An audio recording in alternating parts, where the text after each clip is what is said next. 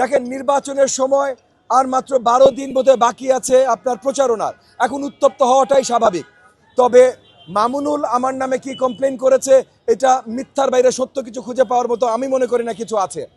কারণ মামুনুল অনেকগুলা মানে একদম শুরু থেকে অনেক আচরণবিধি লঙ্ঘন করেছে, সেগুলো আমি উত্থাপন করেছি এবং মামুনুলের টিমকে আমি জানিয়েছি। শুধু আপনাদের সামনে যে বলেছি তা না, কিন্তু আপনাদের সামনে বলার আগে আমি মামুনুলের টিমকে জানিয়েছি যে যদি ভুলবশত হয়ে থাকে তাহলে তারা ঠিক করবে।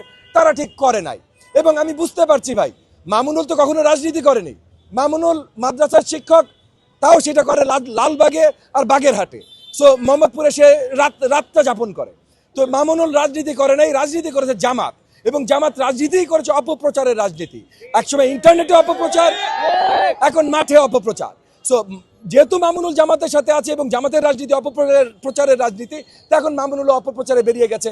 এটা নিয়ে খুব বেশি লম্বা আলোচনা করার মতো কিছু আছে বলে আমি মনে করি না।